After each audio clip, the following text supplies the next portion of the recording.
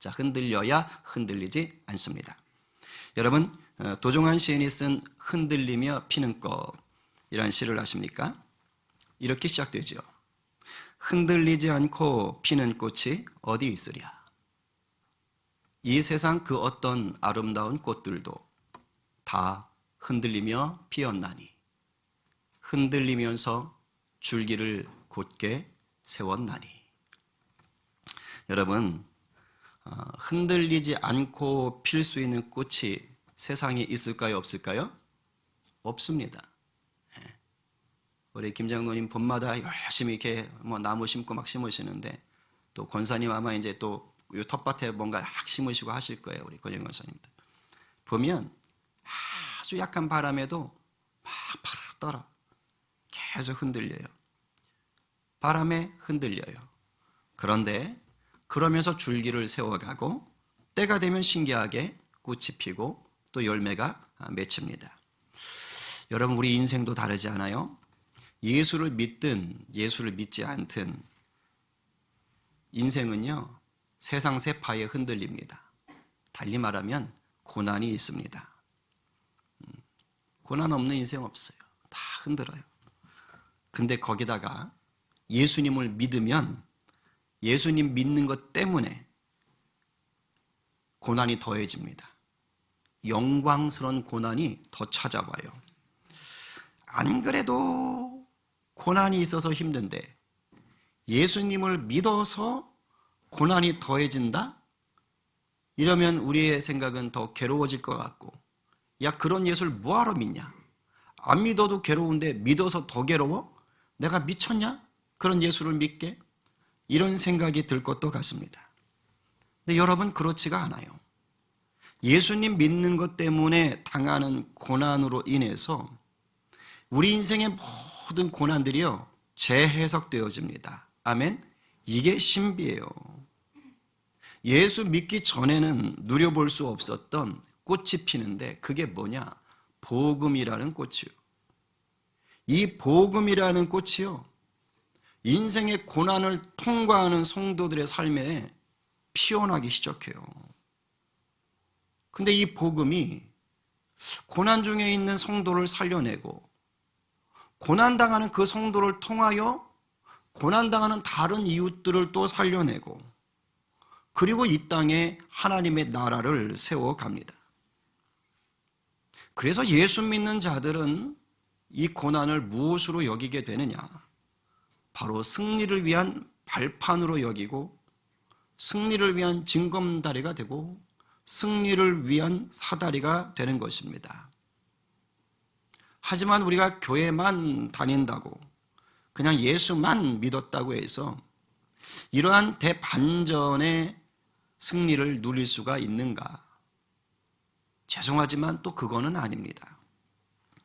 우리가 고난 중에도, 문제들 투성이 중에도 믿음의 승리, 인생의 승리는 언제 누리나? 성령 충만할 때 누려져요. 주님은 주시길 원하는데 내가 그걸 맛볼 수 있으려면 내가 주님의 영으로 충만해야 되는 거예요. 그때 맛보고 누리고 나눌 수 있어요. 오늘 본문이 우리를 바로 그러한 승리로 이끌어주는 도전장이 됩니다. 아마 이 중에는 삶의 자리가 아주 쉽지 않을 수 있어요. 아주 그냥 세상이 여러분의 삶을 마구 흔들어대고 있을 수 있어요. 그러면 믿음으로 버티는 것이 만만치 않아요. 이게요, 세상 세파가 우리를 너무 많이 흔들잖아요. 그러면요, 세상도 싫고 예수님도 싫어. 이런 일들이 있어요. 만만치 않죠. 혹시 이런 분들이 계시면 오늘 조금만 더 힘냅시다. 그리고 한 번 더 우리 주님을 향해서 입을 크게 열기 바랍니다. 시편 81편에 우리 주님을 향해서 입을 크게 열면 우리 주님이 어떻게 하신다고 합니까? 채워주신다고 하십니다. 오늘도 은혜를 사모하며 입을 크게 여시기 바랍니다. 우리 주님이 채워주십니다. 옆에 분에게 은밀하게 말씀하세요. 입을 크게 여세요.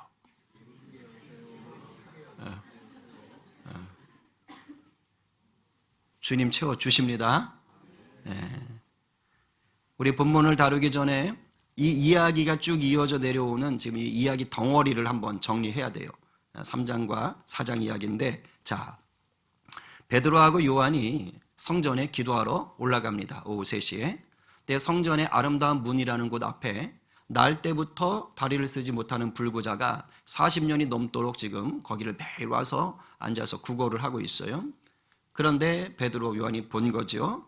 그래서 그 사람에게 말합니다. 나사렛 예수 그리스도의 이름으로 일어나 걸어라. 그랬더니 그 사람이 다리에 힘을 얻어서 일어나 걸었습니다. 자, 기적이 일어난 거예요. 근데 성경은 표적이라고 합니다. 왜? 그 일어난 기적을 통해서 예수 그리스도의 권세를 말하고 싶었으니까 사인, 표적이 된 거예요. 생전 처음으로 일어난 사람은 너무 좋은 거예요. 그래서 기도하러 성전에 들어가던 베드로 요한을 따라서 생전 처음으로 성전 안에 들어갔습니다. 들어가서 걷고 뛰며 춤을 추며 하나님을 찬양합니다. 근데 성전에 와 있던 수많은 사람들이 그걸 본 거예요. 어라? 저 사람 매일 저 바깥에서 구걸하던 안진뱅이 아니야? 근데 지금 서 있네? 이 뭔 일이야? 하고 사람들이 다 몰려들었습니다.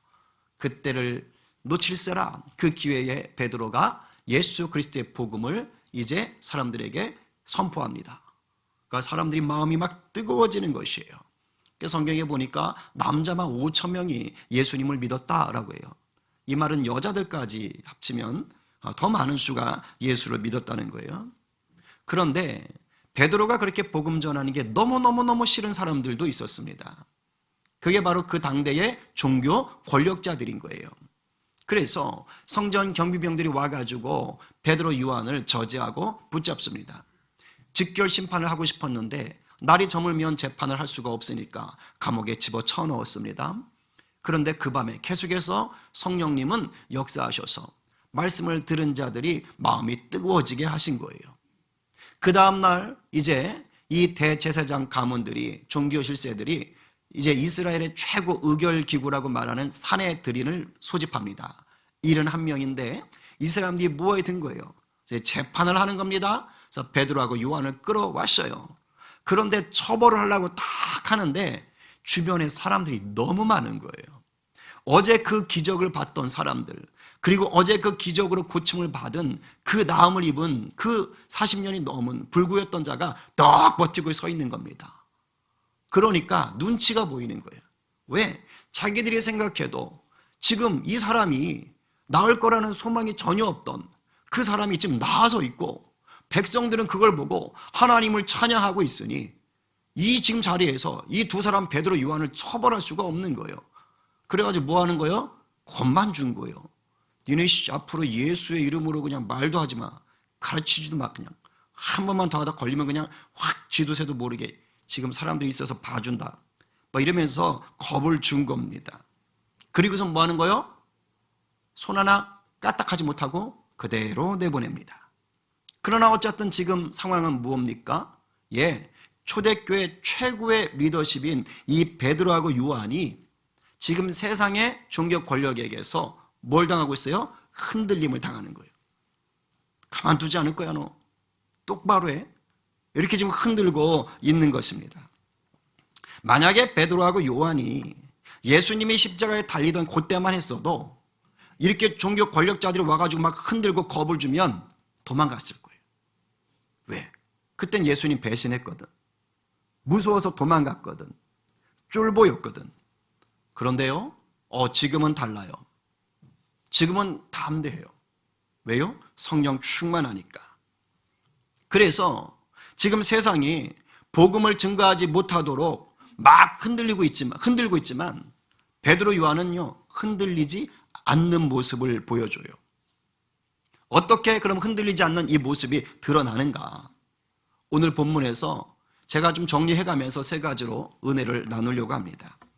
잘 듣고 여러분 것으로 받으셔서 여러분들도 삶의 자리에서 이 복음의 능력을 누리고 나누시기를 간절히 축복합니다.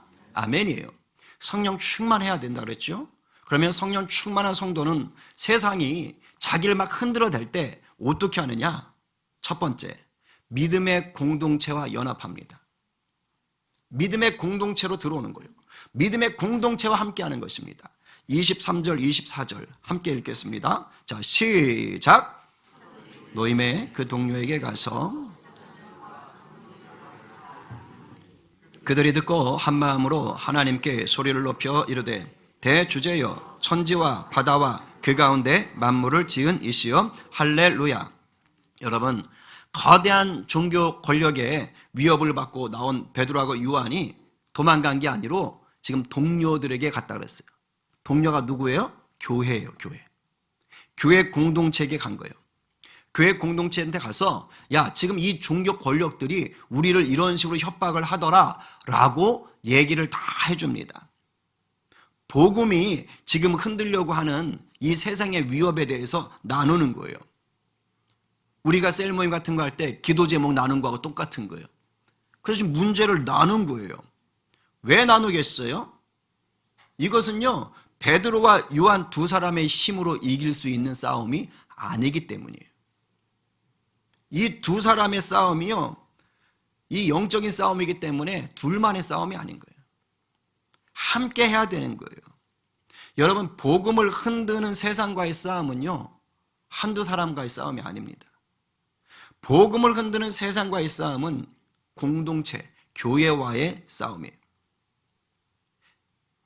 예수님께서 교회를 세우실 때 베드로의 고백 위에 교회를 세우세요. 이게 신약의 교회가 시작되는 교회의 성격을 얘기하시는 거예요. 마태복음 16장 18절에 이렇게 말씀을 하십니다. 같이 한번 읽어봅니다. 시작. 또 내가 네게 이르노니 너는 베드로라. 내가 이 반석 위에 내 교회를 세우리니 음부의 권세가 이기지 못하리라. 이게 교회라는 거예요. 그런데 내 교회, 우리 주님의 교회를 너의 고백 가운데 주는 그리스도시요 살아계신 하나님의 아들입니다 라는 이 고백을 하는 자들 위에 우리 주님이 교회를 세우는데, 그럼 이 교회는 어떠한 특징, 어떠한 성격이 있느냐? 음부의 권세가 이기지 못한대요. 이거 번역이 우리를 헷갈리게 합니다. 음부가 공격을 하고, 즉 지옥 권세가, 악한 권세가 우리를 공격하고 우리가 그걸 막나 보다. 아니요, 정반대입니다. 음부의 권세는 지옥 문이에요. 사망의 문이에요. 악한 문이에요. 근데 그것이 교회의 공격을 이길 수 없다는 뜻입니다. 교회가 공격하는 거예요. 교회가 승리하는 것입니다. 그러니까 예수님이 교회를 세우실 때 뭐 하는 거예요? 이 세상에서 복음을 흔들려고 하는 세력들이 있다. 악한 마귀 세력들이다. 근데 그것들에 대해서 오히려 교회가 공격을 하는데 이긴다. 그런데 혼자가 아니다. 교회다. 달리 말하면 공동체다. 무슨 말이에요? 혼자 싸우지 말라는 거예요. 혼자 싸울 수 없다는 것입니다. 여러분 잘 들으셔요. 우리가 신앙생활을 하다 보면은 홀로 서기를 해야 될 때가 옵니다. 반드시 있어요. 무슨 말이냐면 정말 다른 사람의 도움 없이 하나님 앞에 홀로 서야 될 때가 있어요. 하나님과 인격적으로 좀 내가 독대해서 하나님을 경험해야 될 때가 와요. 외롭죠. 힘들어요. 주로 이때가 언제냐? 내 교만함이 좀 깨져나갈 때입니다. 영적으로 하나님을 좀 경험해야 될 필요가 있는데 아직 내 고집이 막 시퍼렇게 살아있잖아요. 그럼 하나님이 나를 확 낮춰버려요. 그래서 배신을 당하기도 하고 실패를 겪기도 하고 건강에 엄청난 아픔이 겪기도 하고 막 그래요. 상처가 있기도 하고 그래서 막 교회 가는 것도 싫고 다 싫어. 막 이럴 때가 있어요. 홀로 서기를 해야 될 시간이 옵니다. 그래서 하나님을 깊이 만나야 될 때가 와요. 그러나 신앙생활의 승리는 홀로 서서는 얻을 수 없어요.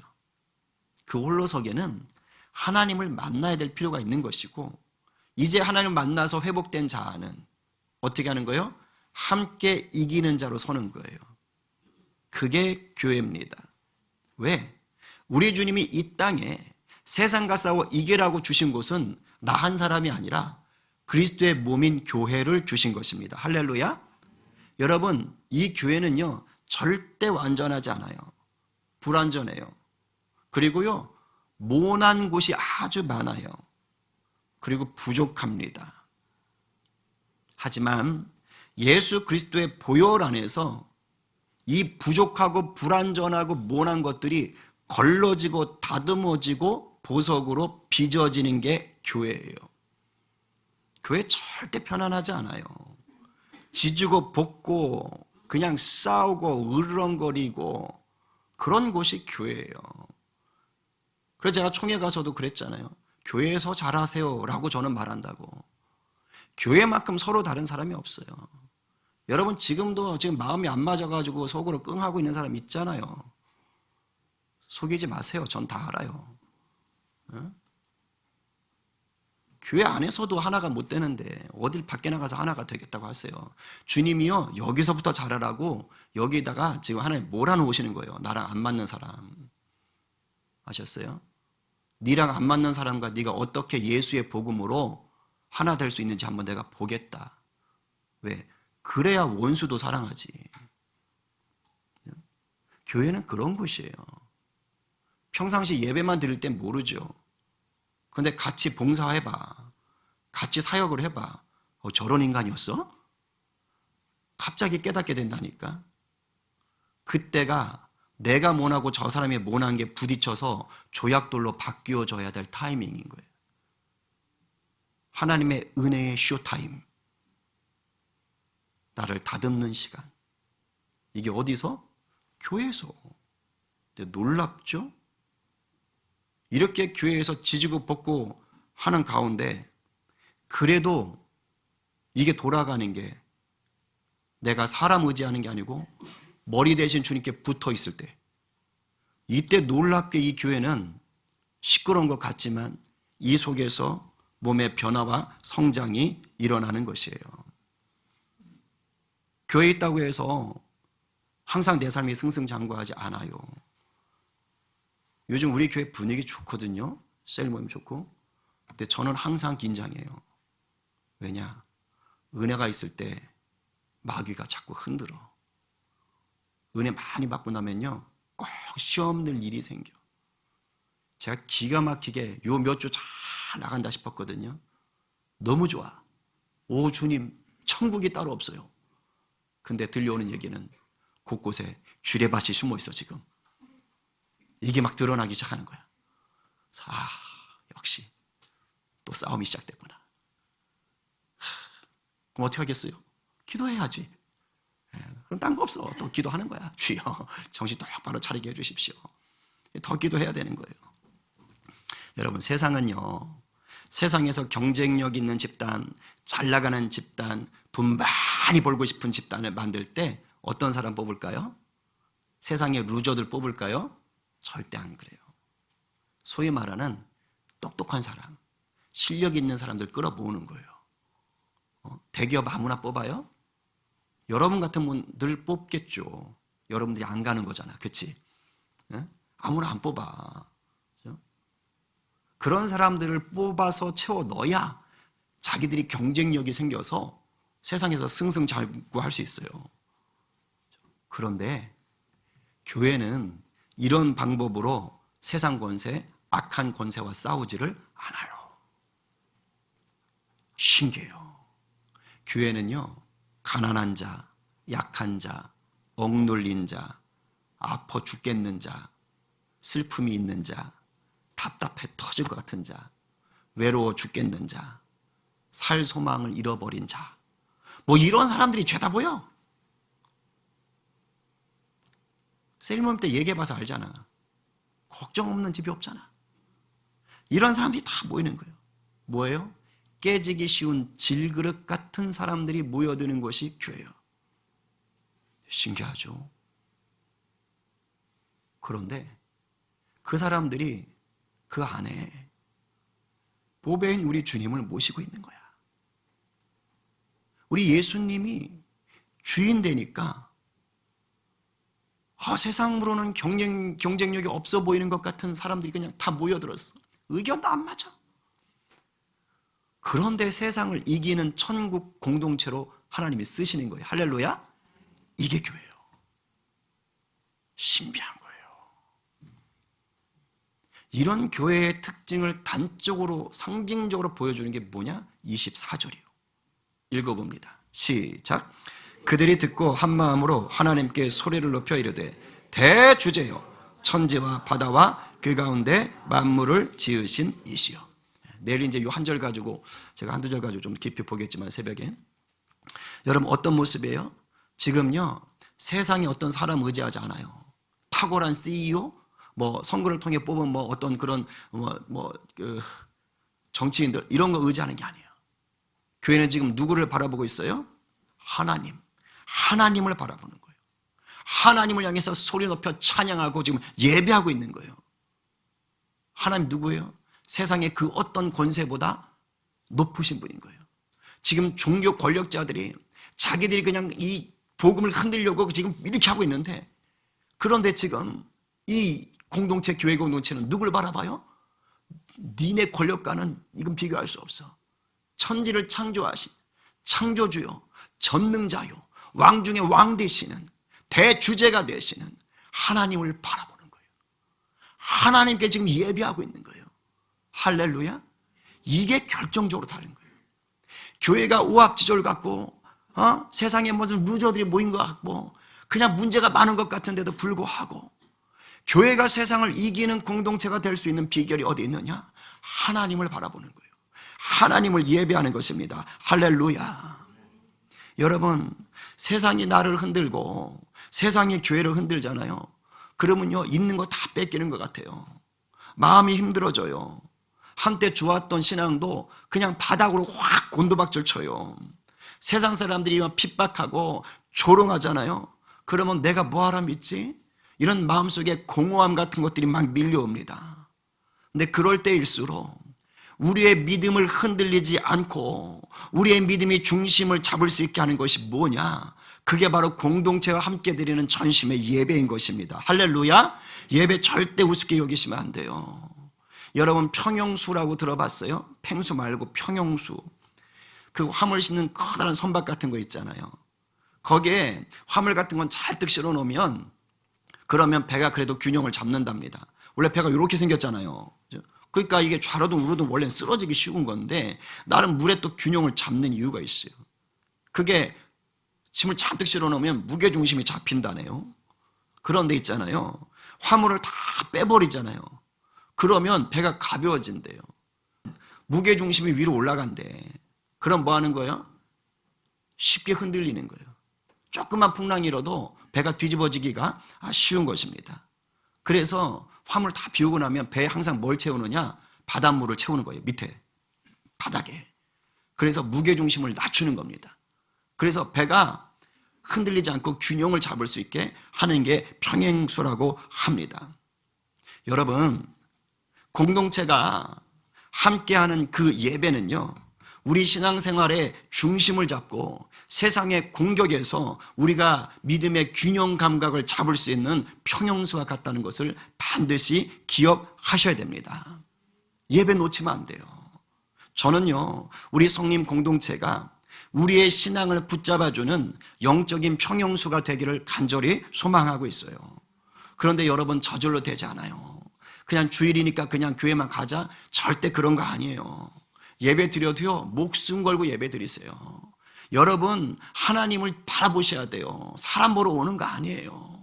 하나님 바라보고 창조주여 전능자인 하나님 앞에 온전히 예배할 때 하나님 부어주신 은혜가 있어요. 그 은혜 가지고요 정말 나랑 뭔가 처음부터 끝까지 안 맞아 보이는 그 성도들과 모였을 때 예수 그리스도의 사랑으로 그 사람을 품어줄 수 있어야 돼요. 제가 총회 가서 발표한 거 링크했는데 보셨나 모르겠는데 제가 여러분 자랑만 하다 왔어요. 근데 여러분 제가 교회 5가지 사명할 때 옛날 같으면 예배, 그다음 뭐 교육을 하든지 훈련을 하든지 선교를 잡았을 거예요. 근데 제가 이번에 갔을 때 예배, 그다음 교제로 했어요. 왠지 아세요? 코로나 겪으면서 제가 뼈저리게 느낀 게 있어요. 교제도 예배다. 교제가 곧 예배다. 이 사랑의 교제가 없으면 교회가 설 수가 없는 거라. 그렇죠? 여러분 전심으로 진짜 예배하고 하나님 예배하는 자는요 뭘로 증명돼요? 하나님의 사랑이 내 안에 있어서 흘러가고 있는가로 증명되는 거예요. 그게 하나님이 여러분 옆에 붙여놓으신 그 사람하고 여러분들이 예수 그리스도의 복음을 나누고 사랑을 나눌 수 있는가를 지금 묻는 것이에요. 이것이 우리 가운데 풀어질 때 우리 삶에 뭐가 되는 거예요? 평형수가 넘쳐나는 거예요. 우리 교회가 내 신앙생활의 평형수가 되는 것입니다. 할렐루야. 오늘도 우리 공동체는 여전히 부족하고 불완전한 게 많아요. 그러나 충만하시고 완전하신 우리 주님만을 붙잡을 때요, 우리를 흔드는 세상 속에서 우리가 함께 영적 평형수가 되시는 주님을, 그 은혜를 누리며 이기며 살아갈 수 있는 줄로 믿습니다. 우리 공동체가 그런 공동체 되기를 간절히 축복합니다. 아멘이요. 자, 두 번째로, 성령 충만한 성도는 세상이 막 무너뜨리려고 흔들 때 말씀을 통해서 현실을 해석합니다. 자, 25절부터 28절 빠른 속도로 읽겠어요. 자, 시작.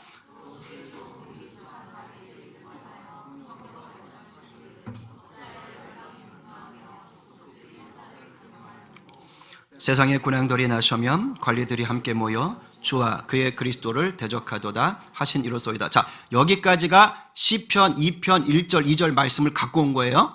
인용한 거예요. 자, 그 다음 2절 27, 28 시작.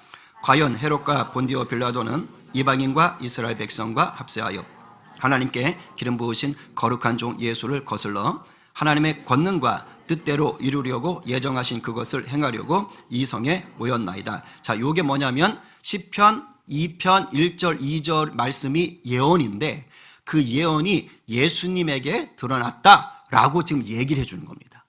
그러니까 표로 얘기하면 이렇게 되는 거예요. 자, 왼쪽에 있는 게 시편 2편 1절 2절에 대한 내용들인 거예요.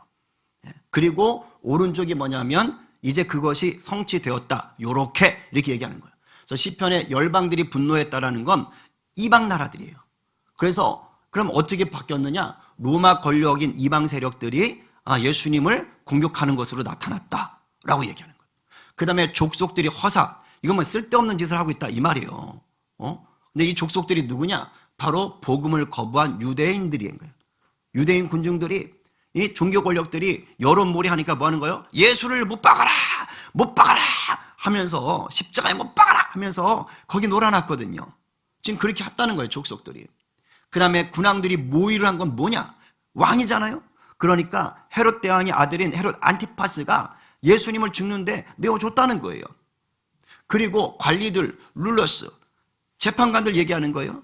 빌라도가 재판에서 살릴 수 있었는데 뭐 하는 거예요? 자기도 정치적인 입지가 있으니까 손 털었다는 거예요.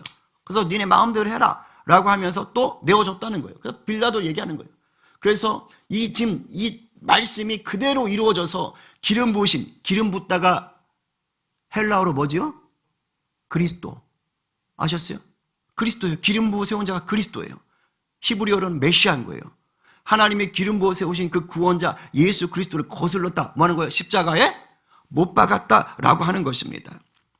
지금 이 얘기를 지금 교회 공동체 안에서 말씀을 끌어온 거예요. 말씀을. 세상이 막 흔들려고 하니까 말씀을 가지고 온 거예요. 놀라운 일이죠. 왜 그러냐면 예수님이 죽었던 시대의 눈으로 볼 때 이 사건은 뭐냐? 예수님은 정치범으로 죽은 거예요. 아셨어요? 여러분들이 성경 공부를 하도 많이 해가지고 지금 예수님이 우리 죄 대신 죽었다고 아는 거지, 예수님이 죽었을 때 당시 사람들은, 당시의 권력들은 정치범이 죽은 거예요. 로마 제국, 유대를 식민지 삼은 로마 제국에 지금 반역을 꾀하던 유대의 무리들이 있는데 그 무리들의 우두머리가 붙잡혀서 지금 죽었다라고 얘기하는 거예요. 그게 그때 당시 세상의 논리였던 것입니다. 그런데 지금 제자들은 그것을 어떻게 해석을 해버리는 거예요? 성령이 충만해서 영적인 눈이 확 열려버리니까 말씀이 성취된 것으로 열리는 거예요. 그냥 과거에 기록된 다윗 왕이 쓴 글자가 아니라, 시가 아니라 이게 하나님의 예언이었구나, 이것이 예수님을 통해서 드러난 것이구나, 할렐루야, 이렇게 바뀌어버리는 거예요. 말씀으로 현실을 해석해버리는 거예요. 그런데 그럼 왜 이렇게 이루어졌는가? 그것이 하나님의 권능을 드러내는 것이라는 거예요. 하나님이 계획하셨다는 거예요. 왜? 하나님의 능력을 드러내려고. 28절이 그 얘기예요. 하나님의 권능과 뜻대로 이루시려고 뭐 하셨다고요? 예정하신 그것이 뭐예요? 예수의 십자가 사건이라는 것이에요. 하나님의 권능을 드러낸다는 거예요. 이것을 시편뿐만 아니라 이사야 53장 10절을 아예 대놓고 예언합니다. 이사야 이렇게 예언해요. 여호와께서 그에게, 예수님에게 상함을 받게 하셨다고, 그걸 원하셨다고, 그래서 질구를 당하게 하신 거예요. 십자가 지게 자기 아들을 내어줬다는 것입니다. 왜? 우리를 구원하시는 하나님의 권능을 보여주기 위해서. 그런데 세상의 눈으로 볼 땐 뭐예요? 종교 권력자들과 로마 제국이 자신들의 계략과 자신들의 권세로 정치범인 예수를 제거했다고 하는 거예요. 자기들이 이겼다고 생각한 거예요. 그러나 지금 뭐라는 거예요? 착각하지 마라. 웃기지 마라. 니네가 이긴 게 아니다.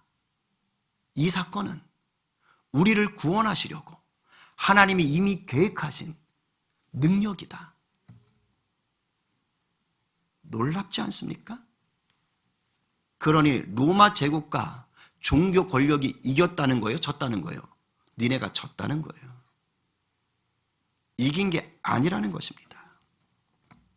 여러분, 이 놀라운 비밀을 아는 자가 성령 충만한 자예요. 이 놀라운 비밀을 아는 자가 하늘의 사람이요. 이 놀라운 비밀을 아는 자가 믿음의 사람이요. 성령 충만한 사람의 특징은요, 말씀대로 산다는 거예요. 그 사람의 삶에 말씀이 살아 역사가 돼.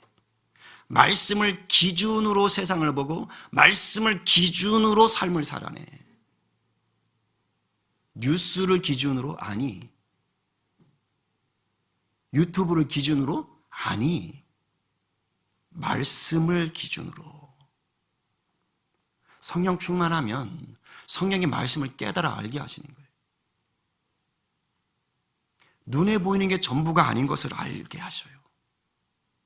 여러분, 해석이 달라지면 답도 달라지는 거예요.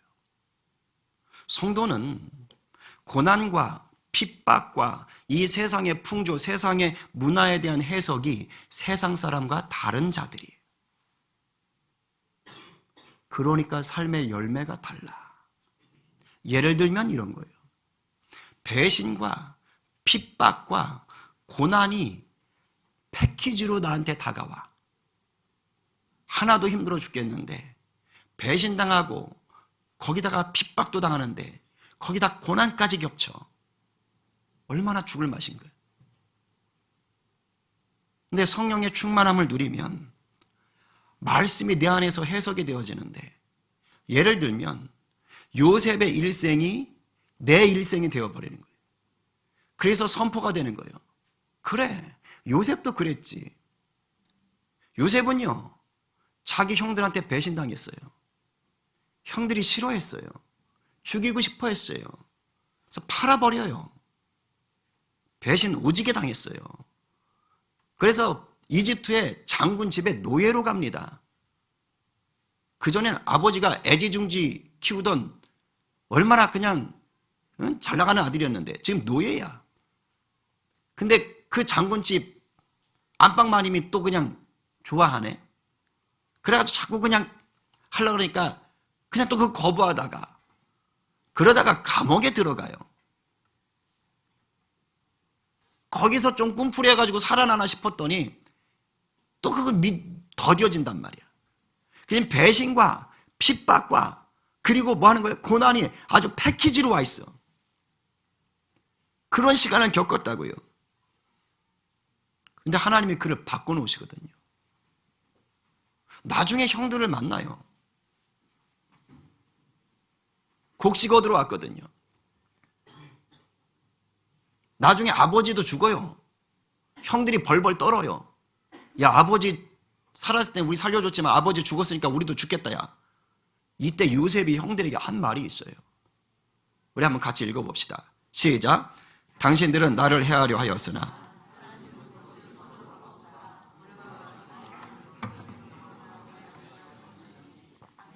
두려워하지 마소서. 내가 당신들과 당신들의 자녀를 기르리이다 하고 그들을 간곡한 말로 위로하였더라. 여러분, 기가 막히지 않아요?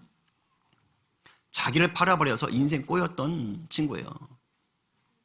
아마 국무총리가 됐고 지금 이 자리에 있는 것을 세상 사람 같으면 자기가 노력해서 애써서 네가 나를 버렸고 네가 나를 배신했지만 내가 애쓰고 수고해서 이 자리까지 왔다. 넌 이제 죽었어.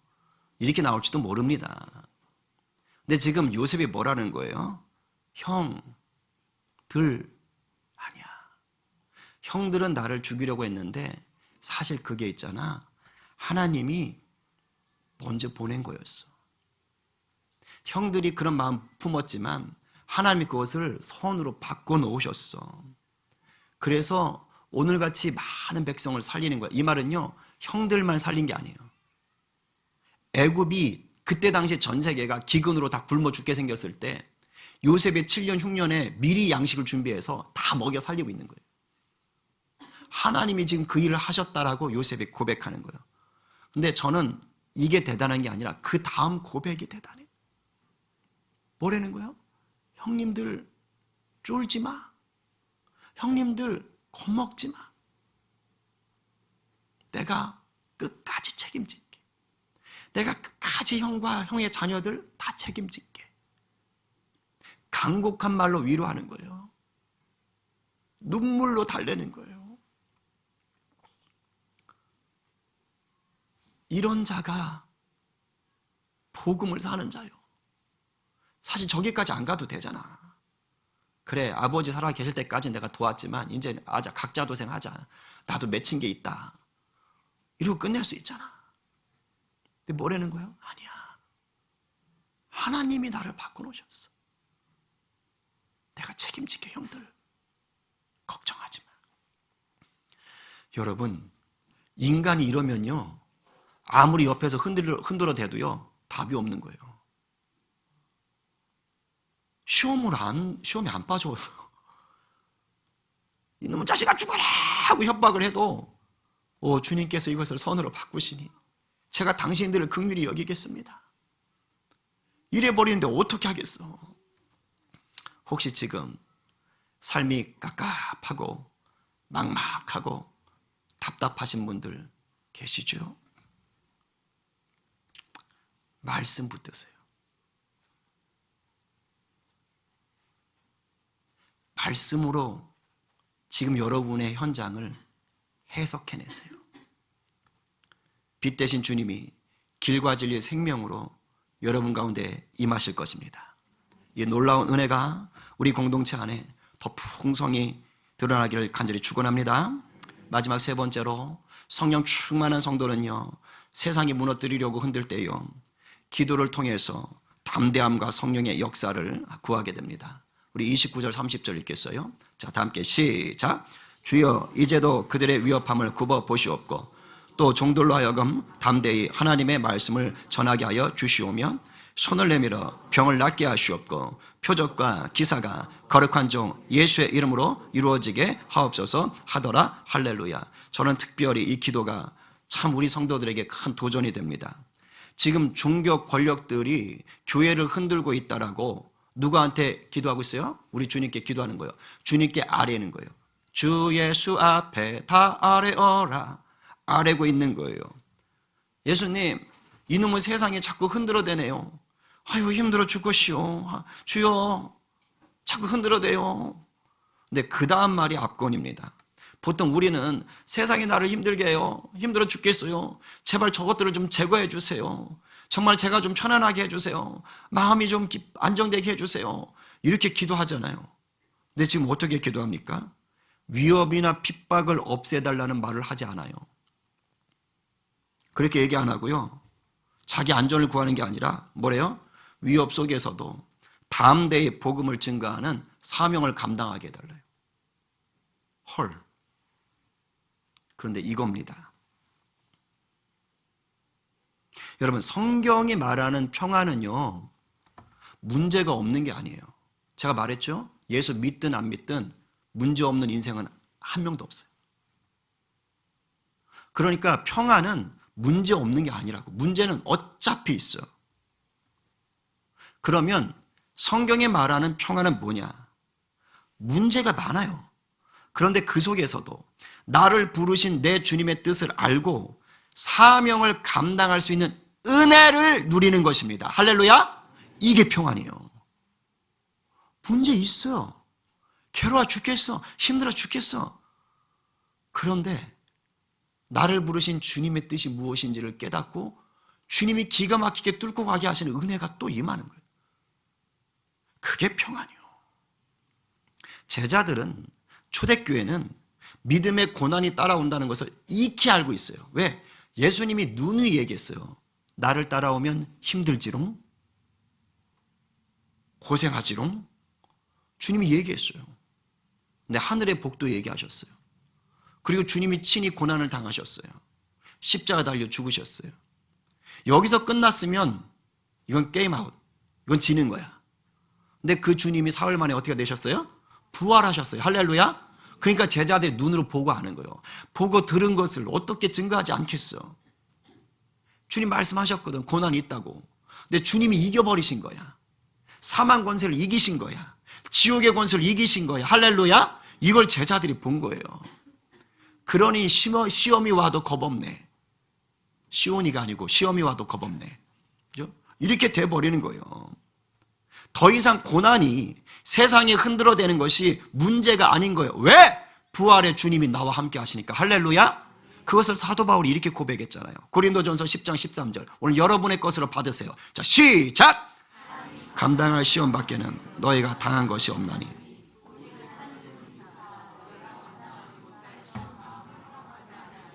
시험 당할 즈음에 또한 피를 흘기를 내사 너희로 능히 감당하게 하시느니라. 아멘. 여러분, 시험 당할 즈음에 능히 피할 길을 내십니다. 우리가 성령 충만하지 않으면 이걸 모르는 거예요. 그리고 왜 하나님 나 안 도우시는 거야? 이러고 있는 거예요. 아니요. 우리 주님은 처음부터 끝까지 눈동자처럼 살피는 분입니다. 반드시 피할 길을 내시는 분이시고 이기게 하시는 분이세요. 그런데 내 영이 무뎌지니까 못 보고 못 찾는 것입니다. 여러분, 이렇게 지금 이 제자들이 공동체가 모여서 믿음의 공동체를 모여 예배하며 말씀으로 현실을 재해석해내며 전심으로 우리 주님께 기도했어요. 어떻게 된 줄 아세요? 기도한 대로 성령의 표적이 일어나는 거예요. 그래서 성령의 충만함을 더 누리게 되는 겁니다. 그게 31절이에요. 놀랍죠? 읽어봅니다. 시작. 빌기를 다음에 모인 곳이 진동하더니 무리가 다 성령이 충만하여 담대히 하나님의 말씀을 전하더라. 할렐루야. 여러분, 안 그래도 세상이 지금 교회를 무너뜨리려고 막 흔들고 있어. 근데 주님이 이 세상이 흔드는 교회를 어떻게 하셨어 지금? 주님도 흔드셨어요. 기도 마쳤더니 빌기를 다음에 어떻게 됐대요? 모인 곳이 진동이 뭐예요? 흔들었다고요. 지진이 일어났다는 거예요. 지진 같은 것들이. 그런 걸 느꼈다는 거예요. 거기가 흔들린 거예요. 우리 같으면 난리 나지. 오, 이거 왜 이래? 아마 겁먹고 당황했을 수도 있어요. 근데 성경 보세요. 제자들이 겁먹고 당황하지 않았어요. 오히려 어떻게 합니까? 기도 끝났어요. 진동을 경험했어요. 그 다음에 어떻게 해요? 더욱 성령 충만해지는 거예요. 더 담대해지는 거예요. 더 복음을 증거하게 된 거예요. 지금 이 지진이 일어나서 진동이 일어난 걸 뭘로 지금 받아들인 거예요? 성령의 표적으로. 성령의 표적으로. 여러분, 성령님이 흔들어 놓으니까요, 세상에 흔들어대는 것은요 전혀 두렵지 않게 된 것입니다. 할렐루야. 여러분, 놀라운 거예요. 여러분, 뜨겁게 말씀 붙잡고 기도하는 곳에 성령의 역사가 있어요. 올레이션 경배 찬양에 제가 청년 때 집회를 갔는데, 하여튼 그때 한창 뜨거울 때요, 그 시대가. 근데 그 하스테반 선교사님이 그런 말씀을 하세요. 이상하게 자기들이 집회할 때는 소낙비가 많이 온대. 성령의 이 단비가 부어지는 것들이 경험된다는 거야.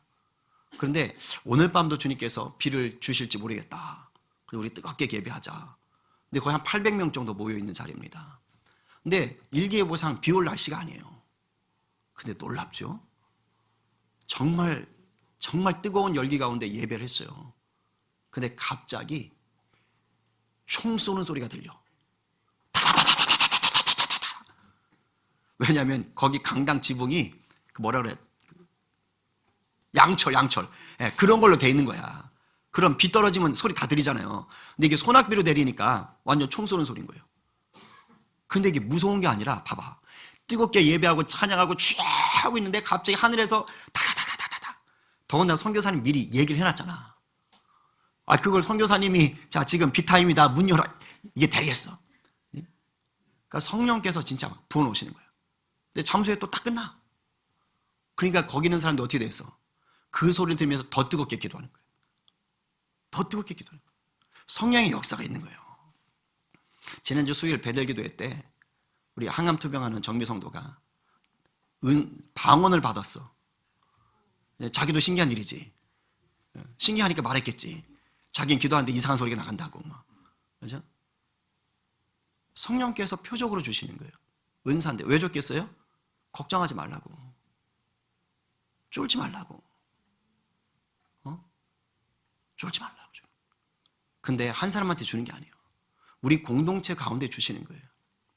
기도하는 공동체 가운데 내가 여전히 일하고 있다. 여러분, 성령님은 일하시는 분이신 겁니다. 제가 아주 이 말씀 준비하다 기가 막힌 예화거리를 하나 찾았어요. 내진 설계하는 거 있죠. 지진 방지하는 건물. 그 실험이거든요.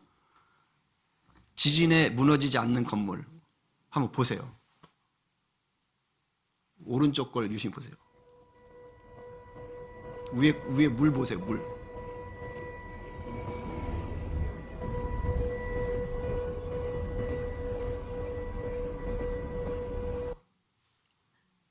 다르죠. 이게 이제 내진 설계 원리인데 지금 지진에서 땅이 흔들리잖아. 우리 인생의 삶의 자리가 막 흔들릴 수 있단 말이야. 그렇지? 근데 왼쪽에 있는 두 개는 많이 흔들리는 거야. 그 위에 물을 보시면 알겠잖아.